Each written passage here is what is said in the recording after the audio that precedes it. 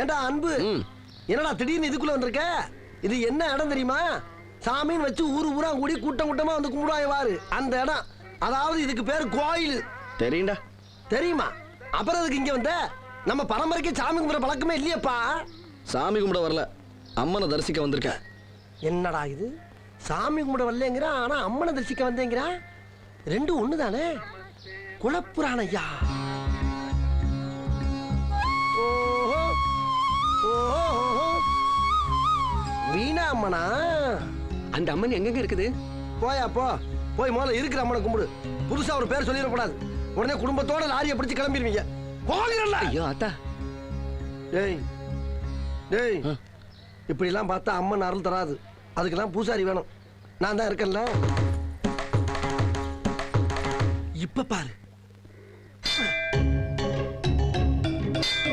ஏய், புவனா, அவனுக்கு வீணாவை சைட் அடிக்க ரொம்ப நேரமா ஃபாலோ பண்ணிட்டு இருக்கானுங்க பாரு. ஐயோ, பூஜை நேரத்துல அடிக்க வேண்டிய மணியா இப்ப எதுக்கு அடிக்கிற? குரங்கு. குரங்கா? சரி சரி போங்க, தெரியாம பண்ணிட்டேன். அதுக்கே உங்க பேரை சொல்றீங்க? இது பாரு, அதிகப்படி பேசாத. அபிஷ்டு, வாயை பொத்து. ஏ வாயா வாயா. டேய் அன்பு, நம்ம எவ்வளவு மணி அடிச்சாலும் ஆள் பாக்குற மாதிரி இல்ல. பக்கத்துல இருக்க பாட்டியை தான் பாக்குற ஆளுங்க, மிரட்டுற ஆளுங்க. அதனால வேற ஐடியா. சாமி கும்பிட்ற மாதிரி கண்ணை முடிக்கிட்டே போய் நேரம் அந்த பிள்ளை மேல மோதிரு. Left left left, right right right, left left, astride astride astride astride astride astride. என்னங்க ஆச்சு? அவனுக்கு அடிபட்டுச்சுப்பா. நீங்க எதுக்கு கத்துறீங்க? அவனுக்கு அடிபட்டா நான் தானே கத்துறேன். அவனுக்கு கத்த தெரியாது. அவனுக்கு பசி எடுத்தா கூட நான் தாமா சொல்லணும். அப்பா சாப்பிடலாம்.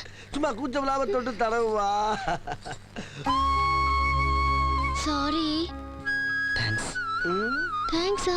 நான் உங்க கால்ல தேங்காய் உடைச்சதுக்கு சாரி கேட்டேன். நீங்க ஏங்க தேங்க்ஸ் சொல்றீங்க? ஆக்சுவலா உங்க கூட பேசணும் தாங்க நான் வந்தேன். இவன் என்னென்னமோ ஐடியா கொடுத்தான், ஒன்னும் வேலைக்கு ஆகல. கடைசியா பாருங்க, ஆண்டவனே பார்த்து ஒரு தேங்காய் மூலமா உங்களை முதல்ல என்கிட்ட பேச வச்சுட்டான். ரொம்ப வலிக்குதா? ரொம்ப சந்தோஷமா இருக்கு. அவனுக்கு 2 காலம் போயிருந்தாலுமே சந்தோஷமா தான் இருப்பான். ஏன்னா இந்த மாதிரி சந்தர்ப்பம் அவனுக்கு கிடைக்குமா? ஏய், என்னடி தேங்காய் பொறுக்கிற பசங்க கூட எல்லாம் உட்கார்ந்து பேசிட்டு இருக்க? வா வாக்கா போலாம்.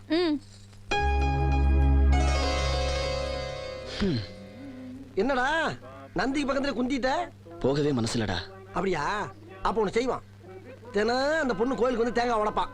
நம்ம 2 பேரும் இப்படியே உட்காந்துட்டோம்னா நீ அந்த பொண்ணை பார்த்த மாதிரி இருக்கும், நான் தேங்காய் பொறுக்கி தின்ன மாதிரி இருக்கும். சூப்பர்ரா. நல்லா இருக்குல்ல?